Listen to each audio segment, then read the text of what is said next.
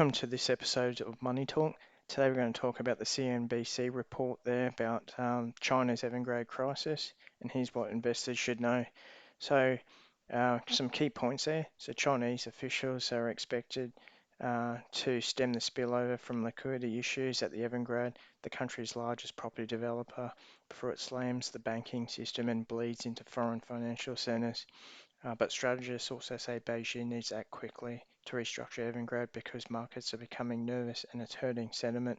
The problem is that the property developer could damage China's economy and also dent their world economy. Um, as the liquidity crisis deepens, Chinese property developers shaking global markets, and strategists say it could send ripples across the economy. But they also say that will be likely to be contained by the Chinese government before it wreaks havoc in the banking system, and it's not expected to lead to any broader global financial contagion. The critical question for investors is how and when do the leaders of Beijing handle the situation, and whether they launch a restructuring of the Evergrande group, as many market pros expect. Investors are worried that Beijing is likely to let the company fail, winning stockholders and domestic bondholders. Evergrande faces a debt payment on its offshore bonds on Thursday, so let's wait and see what happens there. After all that said, it was facing these unprecedented difficulties, so everyone was expecting the government would have some sort of resolution there, given that Evergrande is a systemically important company within the country of China. Um, Jimmy has said that it has $300 billion in outstanding debt. Well, that's quite a substantial amount of debt. And there is contagion issue if China doesn't resolve this promptly. Um, they also think that it will end up having some deep-pocketed state-owned enterprises to take over. Um, what else did they say? So the hard thing about particularly understanding about China is its lack of transparency, and oftentimes you don't have the answers until you get your answers. That was said by Rick there from BlackRock. The banking system tends to be controlled by the government, and there is government intervention that presumably would come in.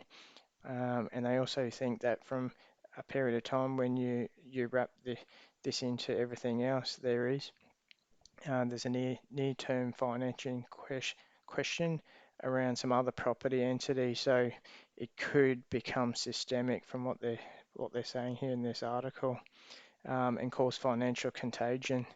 Um, the other question is due to the slowdown in property in China, is that you could see this impact, and we're seeing this in the steel price at the moment.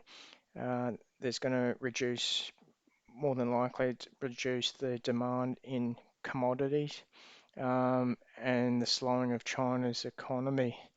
Um, they've also, what else are they saying here? That it could be a self-fulfilling prophecy, and this liquidity issue, real estate is so important for the Chinese economy and financially well-being of many Chinese families.